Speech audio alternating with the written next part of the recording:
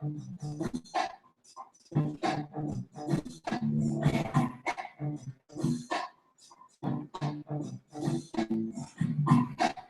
this is now coming off their Wi-Fi. Might take a minute to catch up. Let's just go to black on that. I'll go to black on that. So, oh, that's that. Sorry, that was just ineptitude on my part. I did that right, didn't I? It's down here, isn't it? Yes. And it's down here. Links.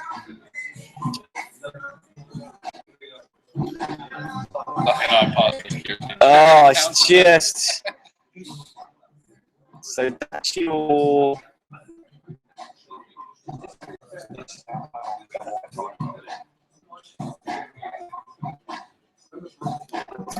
Not very good.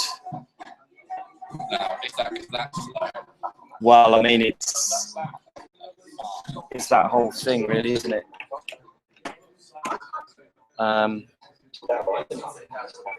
Okay, so just turn all these off. I think we should look at doing off Fuji. Because that is seriously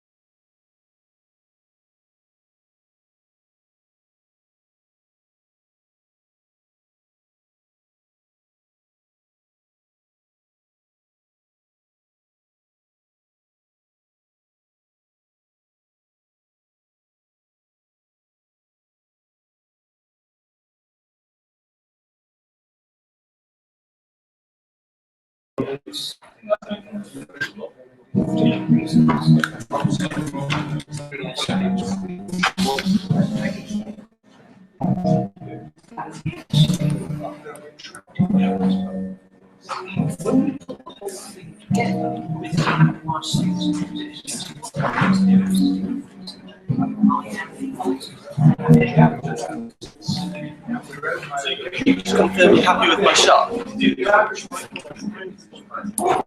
Yeah, that's good. Yeah.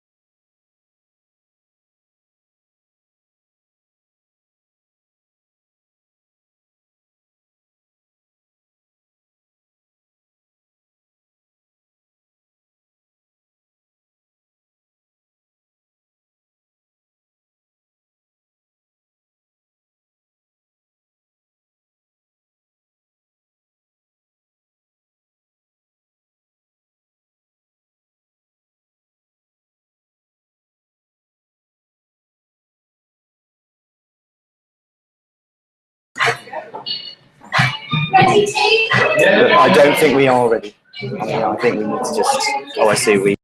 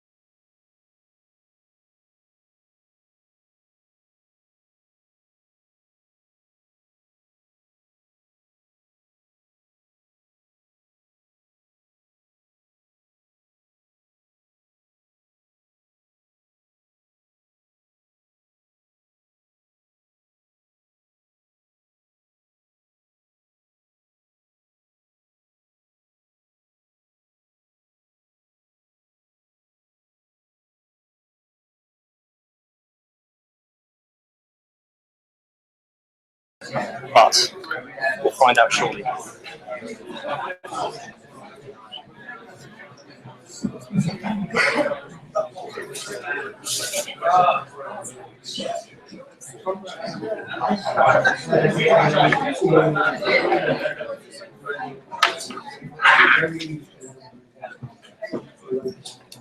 Right, we've got a spare mic here.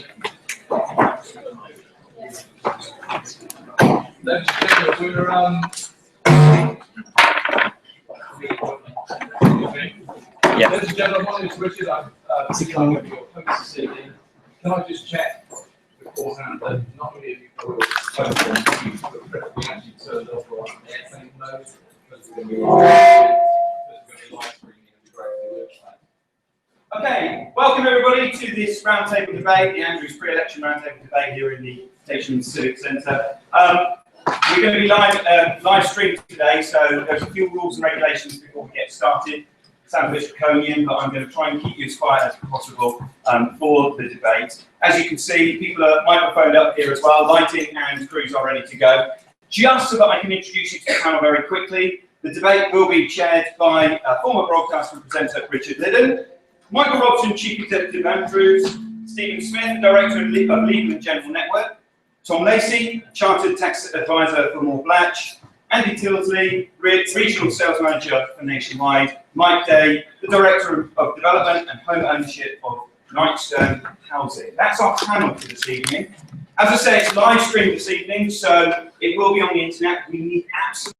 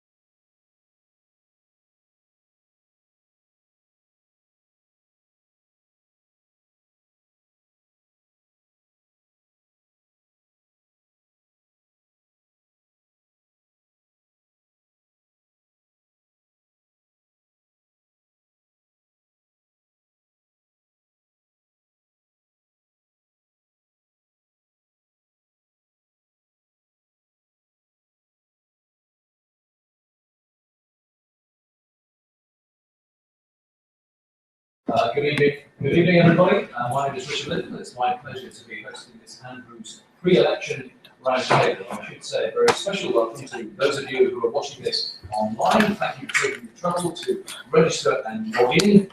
May you, for at least the next 45 minutes, may your Wi-Fi signal be strong and all your pixels are clear. Well, housing, property, mortgages, generation, rent, they're right at the top of the political agenda.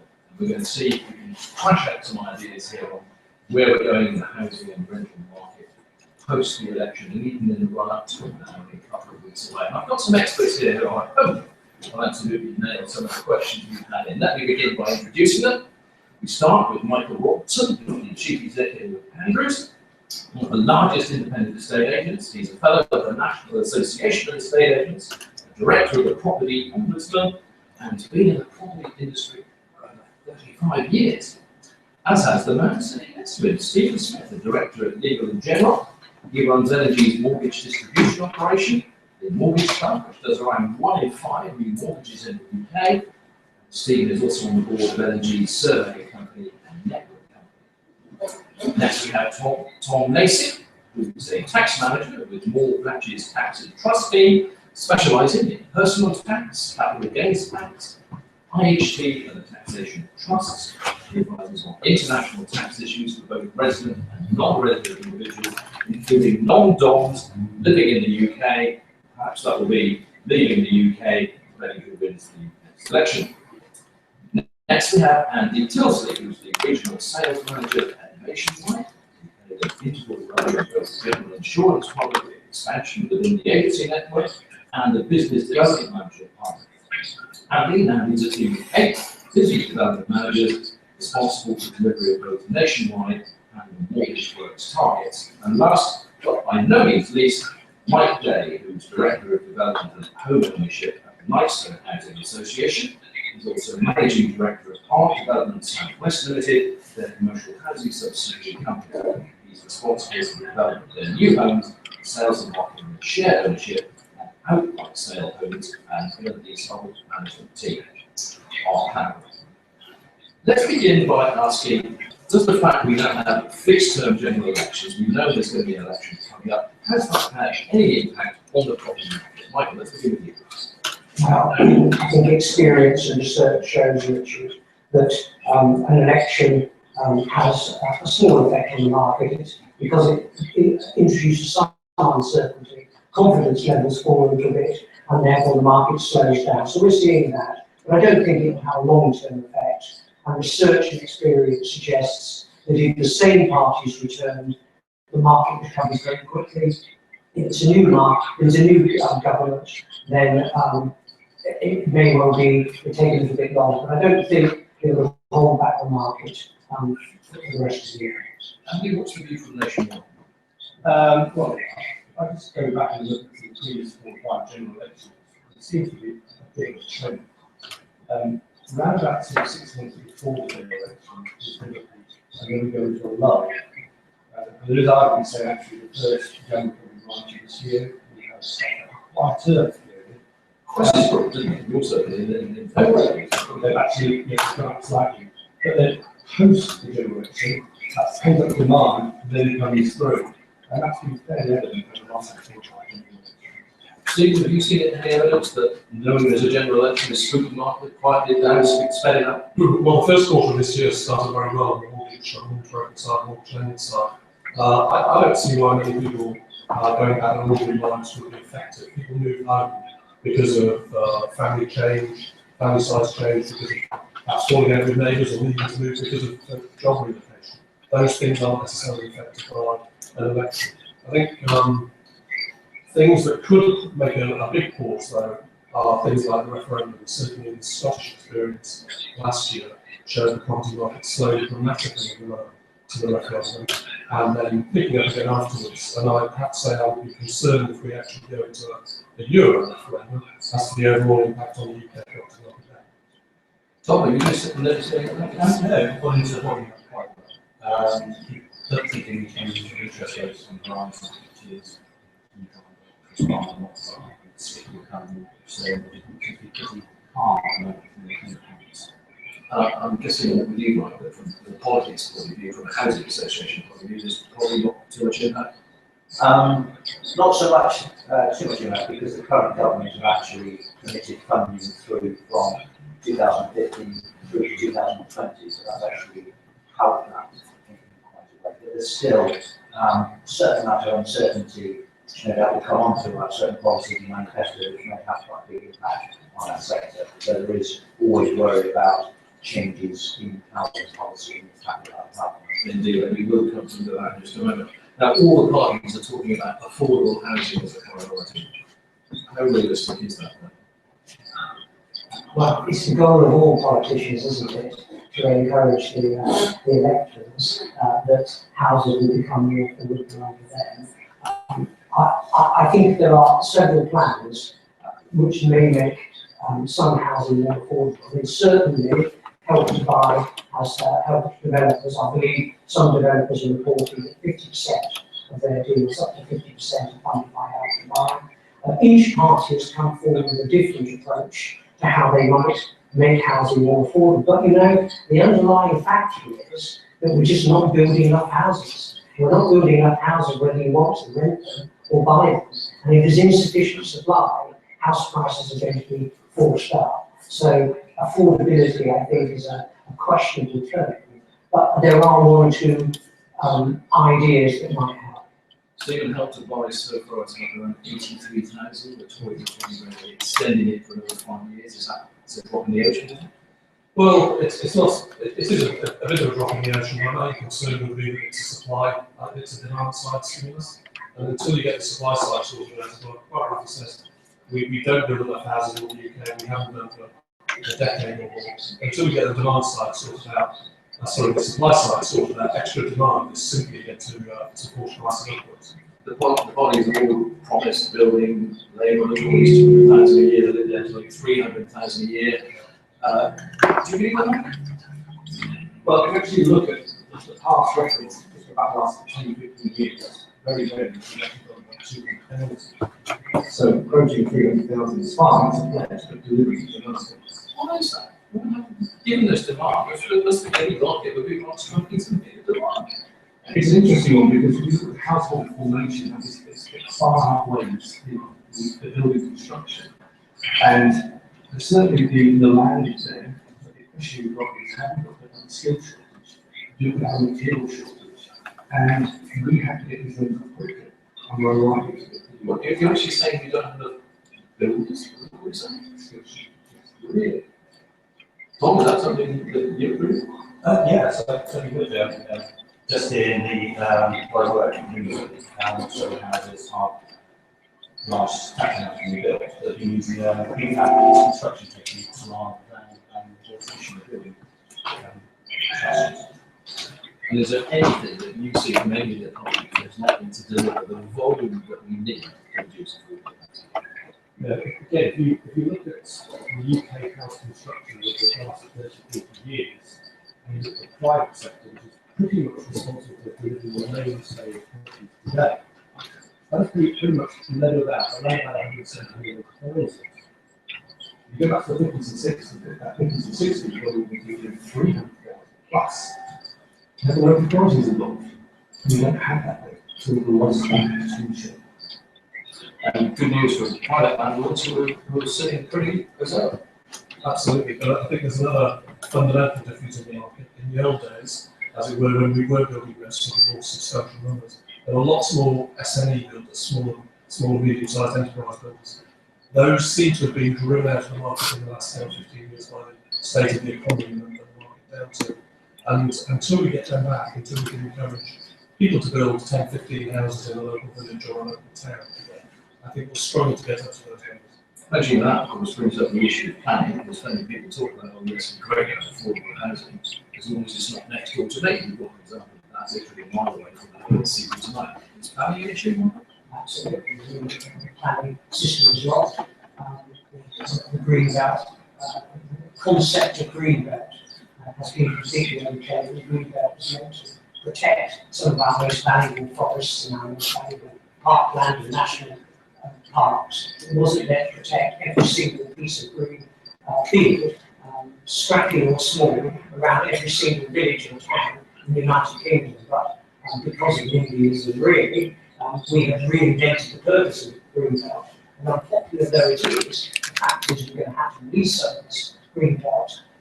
Brown land is not going to supply enough land to meet housing needs. So It's a very, very intractable question. you could wave a magic wand in front of those housing laws that post the elections would reverse the planning. I think Stephen touched on it then, actually. I think it would be allowed every farmer in every small village to build 15 houses. I think if they were allowed to do that, and if some of them were affordable, that would be a massive solution. I can understand why nobody wants to develop them to 200 houses on their doorstep. But actually, we don't need to do that. We just need to allow communities to build a small number of houses. Because that's deeply unpopular to the large developers. And Mike, of course, affordable housing from the Housing Association point of view means more people are looking at the likes of you, and yet we've had a bit of a bombshell with what the Conservatives in. It's certainly did. We had the darkest days of my life last week when they announced their manifesto. Did you have any idea what it's There was something clear. There was something clear, but it's still quite shocking. So just explain briefly what it actually means for the likes of you in housing. Well, it means a huge amount because we borrow a huge amount of private finance and link that with public finance. So it has implications for our ability to raise private finance in the future. We don't believe any of the rhetoric about being able to replace right to buy homes on a right to buy basis. We think that the funding for that, which is going to be, I understand, through the sale of high value council homes, that just seems to be flawed, and why not use that income to build more housing to actually increase the supply? And some of that, it's such a precious resource, affordable housing. A lot is in places like a lot in central Bath, the rural areas, and the impact of right to buy has big effects on the economy of those sort of areas, because obviously it means that those people who need to build housing in those areas effectively, once the properties are sold, they're lost to the sector forever. And an interesting stat is about 30% of right to buy property actually end up as buy to rent investors. So that's lost forever, all of that subsidy. And I personally think it's unfair. Why should somebody who's already living in good quality, subsidised housing on a low rent, then have the benefit of up to £100,000 discount to buy that property, when there are people perhaps an equal need in the private sector who will not have that right to buy? It just does not seem equitable, and that precious resource of affordable housing will be lost forever and not replaced. So a dark day, and I just hope it doesn't happen. Well, I noticed a lot of nodding of heads from your private sector colleagues here, and I thought would capture this lady in tooth and claw. You should actually share this view. It would be wrong to sell for the discount housing association. I completely share that view. I find it extraordinary that the government doesn't own housing association properties, so for them to put them up for sale as a discount seems a bit a giant leap in itself. But the association has been doing such a good job. It's taken up the slack where it was needed to provide affordable social rented accommodation in the country. We still have massive waiting lists, and to give it a body blow like that just seems to be a very, very strange policy. So do any of you have any faith that any of the parties will come anywhere near to solving the fact that simply we're not building enough houses? Do any of you believe that any of them will get anywhere near the targets? And I think the point you're making right now is a real capacity issue to be able to build housing in this country. We have to complete a large program of houses for the end of March, and we have the problem of getting good labour to site, materials, and contractors are struggling. There's about 1 million people on this land left the industry since the recession, and we're just not training enough people. So even if there was, a party who was very committed, there was funding available, I think we just haven't got the capacity. The average age, I think, of the construction industry now is in sort of mid-40s, and we need to think magically as to how we can actually build again, and that might be through off-site manufacturing or whatever, but we need to think magically to We just haven't got the capacity in this country. So it's build a number of houses to move that. And we have these influx of Polish plumbers, but we need brickies, we need chippies, we need All trades, right, and materials.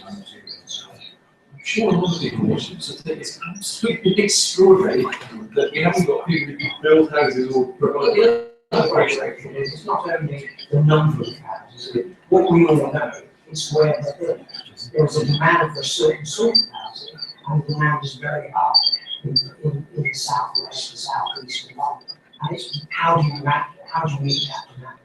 And I don't believe that any political party has got a solution to that.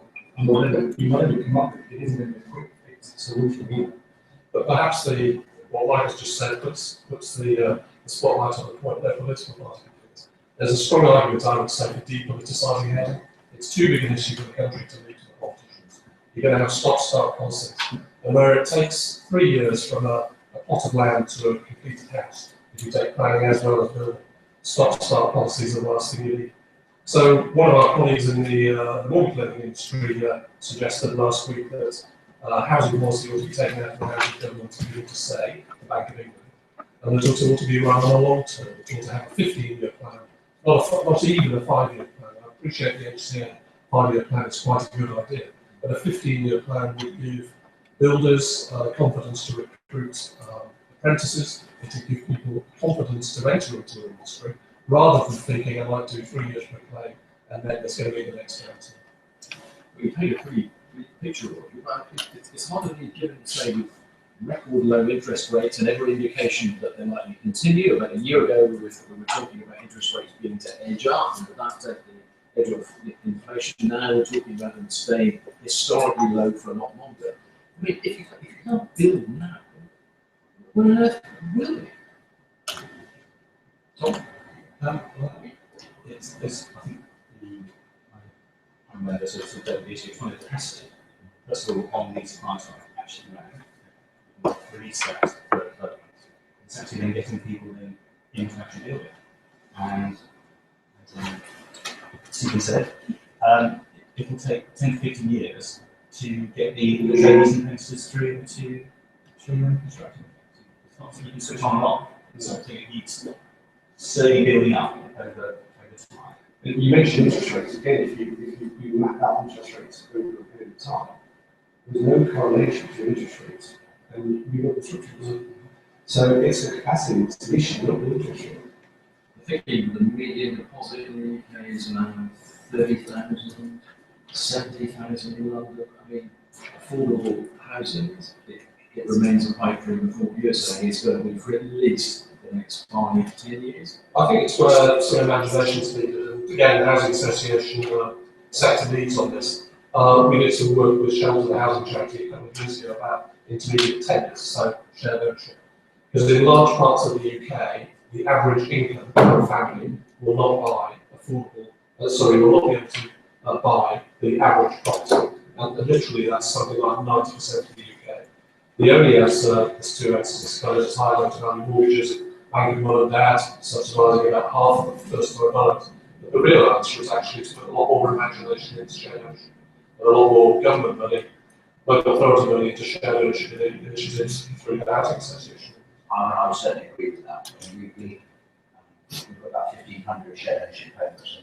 It's sort of the average income for a shared ownership home in sort of Amleth, Bristol, South Somerset is around about sort of 25,000 to 30,000 sort of income, which is that is affordable for a lot of people. And I think shared ownership needs to be simplified.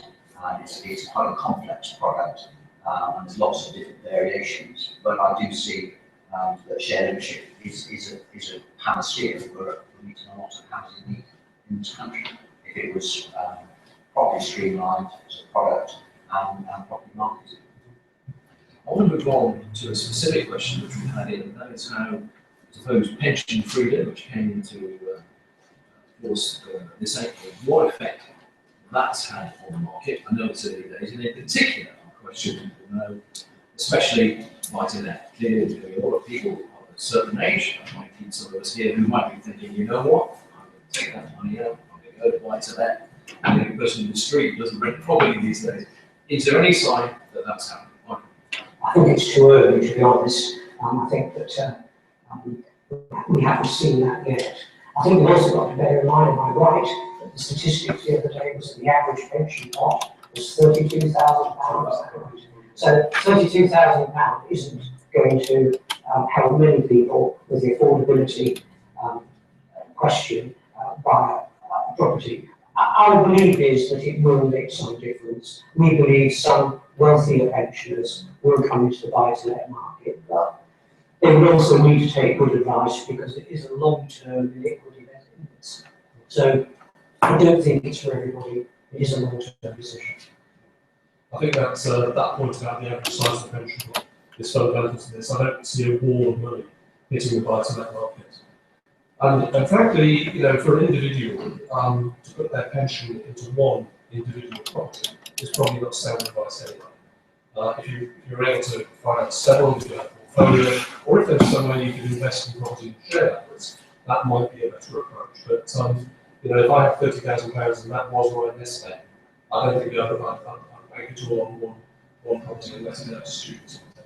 The top is buy-to-let, something you're still recommending for clients?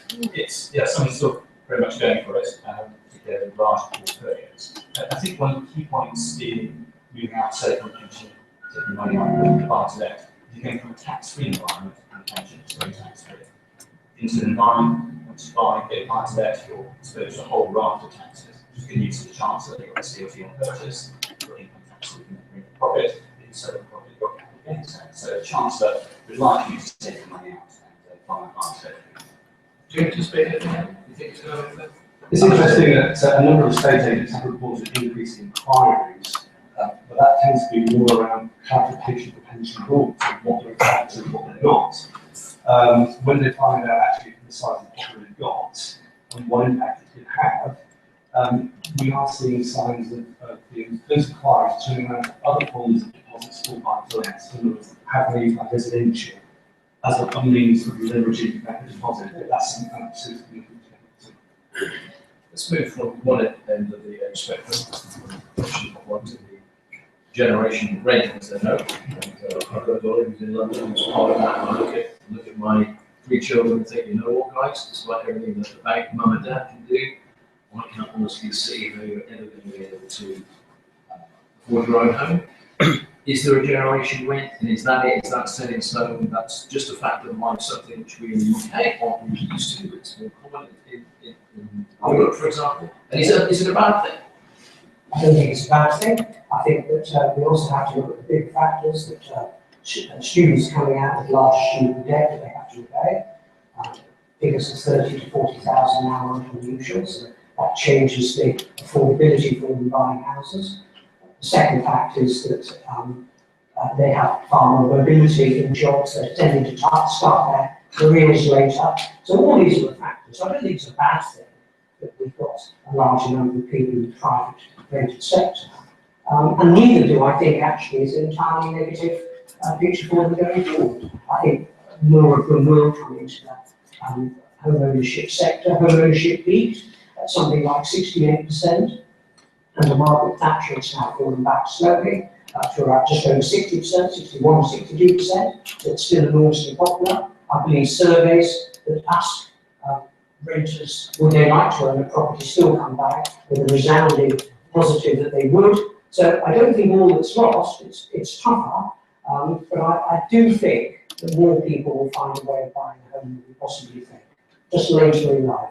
And if you could decide when you have kids coming in their 20s and 30s and living with mum and dad and struggling hard to find a deposit and I think lenders do have a sense of responsibility in terms of trying to support those government initiatives that are out there. I think it's about help to buy schemes with quite say over 80,000 people benefit from that. But lenders, I think, can do more.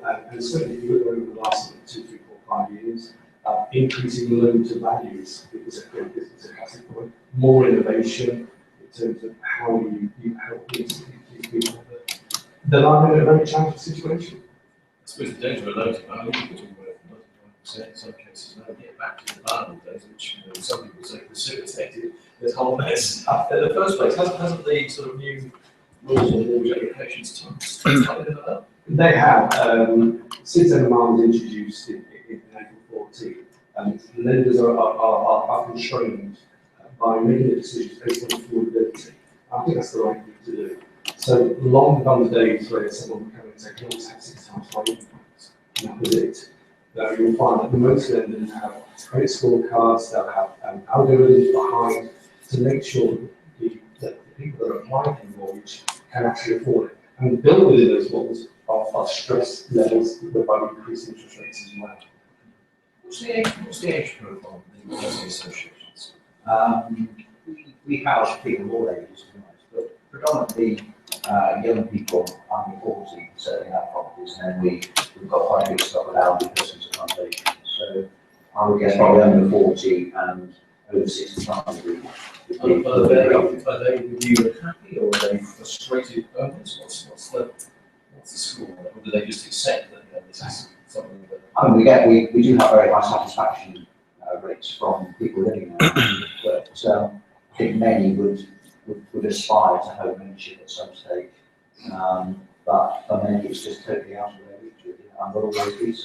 I suppose given that aspiration, you were saying earlier, you were certain you can understand why they serve that, but saying actually you just never heard of it. Why should somebody be able to own it?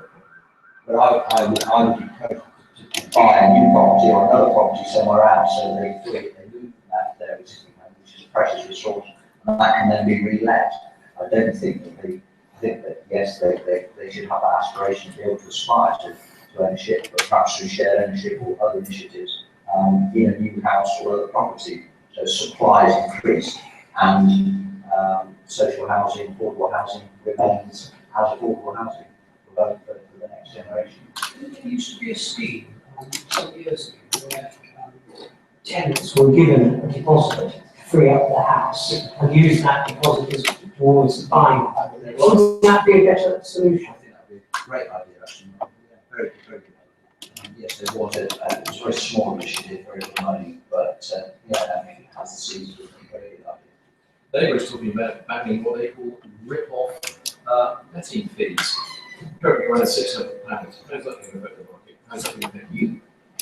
Well, this is a highly emotional subject, and this is one which has been driven by citizen advice and shelter, who both have a lot to say about it. And it's absolutely true, Richard, that I think there are a small number of estate agents, letting agents in Britain that have a lot to answer for very, very poor practice. But what we must just simply look at is this, that there is work to do when you rent a property. There's a check-in fee, there's a referencing fee, keys have to be cut, referencing has to be done, and someone's going to pay for that work. So whether that's work paid for by the tenant, which we call tenants fees, or whether this is paid for by the landlord, somebody's going to pay for the work. Now, as you know, in Scotland, they banned fees to tenants. All that has resulted in doing is that the costs of that work has been transferred to the landlord, and in return the landlord has increased the rent to cover the increased costs. The bad news for the tenant is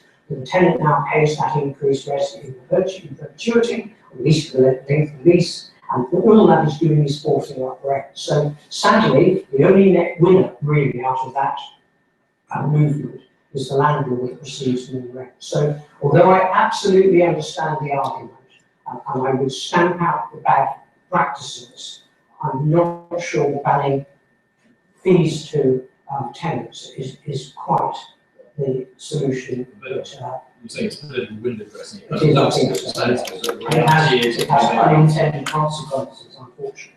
Stephen, what about the idea that was also talking about creating a national register of private landlords, which should force the landlords out? Do you think that would work? And who's going to run it? How's that just going to cost? Well, I mean, who's to run something like that? There doesn't seem to be many bodies to step forward and put their hand up to expend money on that. But Michael's absolutely right. Small number of rogues brought the industry into disrepute. I would say that the reason that Shelter and others and Citizens Advice bring forward these proposals is because the industry hasn't actually set its own house in order. It's a bit of a disappointment, I have to say, that apologies to our hosts this evening, but estate agents by and large and lettings agents haven't actually driven the roads out. I have two sons through university, one currently at university. I have been subject, they have been subject to the rip-off fees, unexplained charges late in the day for properties that they want. And when I know how much the cost of, for example, a tenant referencing actually costs compared to the charge that a lettings agency have actually declared they charge, you see that there is money being made nefariously, I would say. So something needs to be done about it. A register would help. I would still worry that there'd be, if you like, a shadow market of people who don't go anywhere near those, and who would still end up with some of those horror show houses in multiple occupation you see scattered across London and most of our major cities.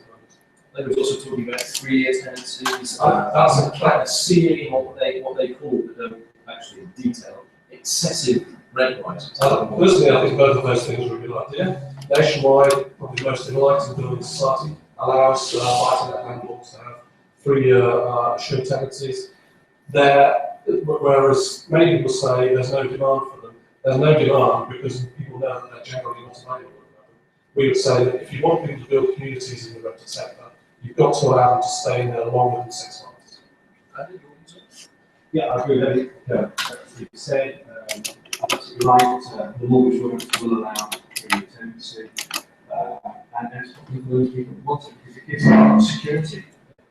Actually, I can tell you that the popularity of longer-term lets is definitely becoming. So they are tending to extend out from 12 months to 2 years to 3 years. And this is often because of schooling for children and people wanting to have more stability. So that's a natural progression that's going anyway. Yes, So I don't you think need to probably. legislate. I don't think probably the politicians need to interfere. No, the average tenancy is 7 to 4 years anyway across the UK. So You are the only lender, major high street lender, that will allow 3-year tenancy. Other lenders need to follow your lead. That's what it's saying. Okay, time is running on. We've got a couple of questions to get to. This one is, what is the best way of raising tax revenue through property? We all know that chancellors have traditionally looked at the housing market, whether it's stamp duty, what have you, council tax, what have you. I want to give the view, Tom. That's the non-doms and the mansion tax and all that stuff. Let's talk to the rich guys first. Yeah, Is it true that they're all going to go, you know what, I'm going back to Switzerland and Monaco and what have you, and then it's going to hand over the cash because it's so great for me. I think some might be intimately leaving as a figure of it, but there will be people, well, the government makes its money on the dogs. It's effectively they're not paying much income tax in the UK. They're buying a nice property in Belgravia for £20 million, that's a lot of incentives. So I think a lot of the young women will be staying there. But these new rates we're talking about, the top end, sort of £31,000 in effect, council tax, it's called. Yeah. I mean, is that going to have any impact whatsoever? We've got this great trickle-down theory that all starts in London and works its way through. Well, just to step back, a little bit of a technical guide. The reason why you need the tax on properties is that they're often owned by companies offshore. And we know that's saving inheritance tax. So if you're saving inheritance tax on £20 million property, then £75,000 a year is nice for willing to pay for it.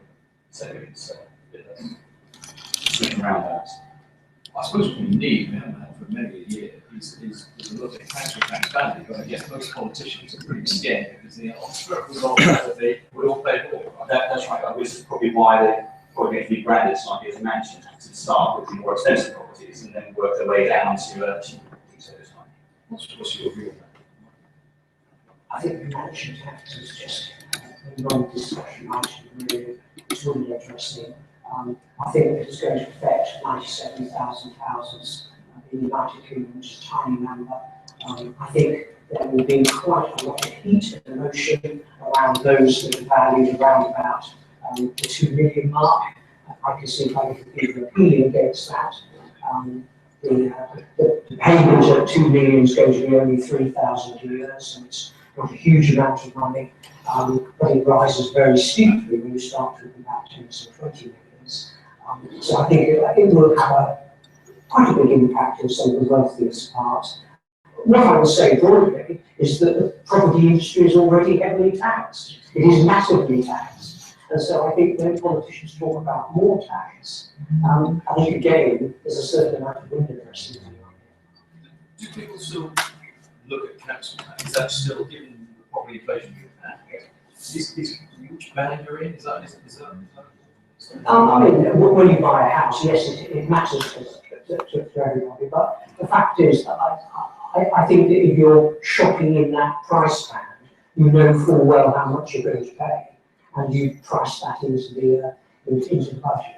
I just agree that at some stage, politicians are going to have to revalue the properties in every band, and that's probably a huge political issue, really. I think one of the interesting things about the market last year, when London, central London was viewed as overheated, was that trying to control the market through mortgage lending rules showed that it was ineffective. In central London, something like 60 to 70% of properties were being bought by cash buyers and overseas nationals. And so whatever you do in terms of mortgage rules doesn't impact that. I would be interested in circumstances like that to impose the sort of thing they have in Australia or indeed in Hong Kong, to actually have different tiers of stamp duty for non-British nationals buying property. And that could have taken the heat out, but a big bold step for any politician to make. Again, what sort of Northern history. Actually, we've mentioned London, and in some ways I wanted to avoid it, but actually we can't, because in many ways, everything we're talking about tonight, and the whole politics of this is born out of what happened in London and how it has gone out. I mean, just how much of a freak show is that London property market, and how much better off and sensible would life be if we didn't have that South East pull? And I guess there's absolutely nothing we can do about it. The really scary thing is that the politicians live in London, the media, with respect, live in London, that the senior managers of the bankers and everybody else live in London, and they view the London market as the UK market, and it's not. It's very important, but if you make policy based on London, I think you distort the whole of the UK. I mean, when people talk about house prices, so often they're really talking about what happens in a handful of postcodes in central London. If you talk to people who live in many parts of North East Britain, there are loads of houses that aren't selling, and house prices are not rising. Same for places like North Wales. So I think that what the London market does is distort the discussion about house prices and loan to values. So I think it's unhelpful in that way. What would happen in the housing associations in London if the Tories got in and went ahead with the plan? Presumably it would be huge. It would be a massive impact, yes. I mean, the amount of right to buy would be huge. So I'm not sure how others are going to cope with it if it does happen. The impact would be Finally, I want to get into a really big question, which somebody's put. There's more than one actually. It says, what impact could the increase in government spending, or changes in interest or inflation rates have on mortgage rates and the availability of housing stock? I suppose what we're saying is, as the traditionally the barometer of the feel-good factor was always associated with housing, how does that big feel-good, the economy's ticking over sort of factor, interest rates likely, as we were saying, to remain low for some time? Is there really going to be a huge change depending on who gets in, either individually or as part of a coalition? Is it going to be a very different market, private sector rental, post 2 weeks' time than it is today? I mean, the obvious answer is no, not that quickly. No one's going to change policies that quickly. I think we've already touched on some of the more subtle changes. Taxation clearly has an important part to play. Interest rates is a really interesting one. My own personal view is that I think interest rates are going to rise sooner than people expect. My guess is possibly sometime next year they'll begin to rise. In the past, they tend to rise faster than they come down, so they'll probably go up in 0.5% and come down in 40%. My guess is they'll go up pretty quickly by 2.5% steps. What you have to bear in mind is if you're only paying a mortgage rate of 1.9 to 3%, an increase of 4% is actually, in percentage terms, quite a big increase in people's budget. So I do believe rising interest rates is something that should be taken into account. I know the lenders do stress test the buyers now as to whether they can afford it, and I think that will get confidence if rates start rising. Andy, just thinking, I think all of us here are of the generation, I remember 15, I remember 15%, yes, was that? 15% interest rate, yep, that's what we're paying at one stage. those, because everything is so low, if we get that 1/4 point and a 1/2 point rise as early as next year, as Michael seems to be saying, that's going to be extraordinary.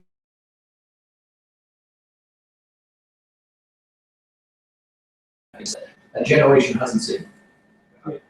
I trust basically that the lenders have within granting mortgages have stressed applicants to take into consideration a 1 or 2% increase, actually more like 3%.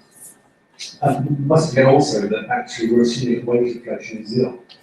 So small rates of increase, I think, can actually be taken on board. It's how quickly these rates go and how much by, that's the worrying factor for me. And currently I can't see anything in the economy that says actually the rates are going to go up quickly and by large amounts. Fixed rates weren't a feature of the market back in the time that you mentioned 70% interest rate. Most mortgage rates were very back in those days. These days we've been selling maybe 90% of mortgages that we've been doing, including those and some on a fixed rate. So I don't think there'll be an immediate impact, as most mortgage borrowers currently have fixed rates. So there will be a slightly sort of dampened impact when interest rates start to rise. But we would say, without sounding too much like an advocate, this is a really good time to remortgage, to secure your family's budgeting and getting a fixed rate. Well, it's very near the end of this live streaming of the debate. You've finally got a bill coming out to your restraint, and clearly some of these what may have obviously lost the lights. We need to put some more money in one of these. Tom, your view on where interest rates are going and the impact that's going to have on the private sector, on buy-to-let, rentals, used to their interest rates.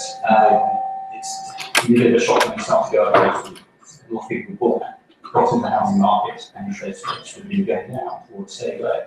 So going up to 3 or 4%, 5% is going to be a bit of a shock. And that's my available to do.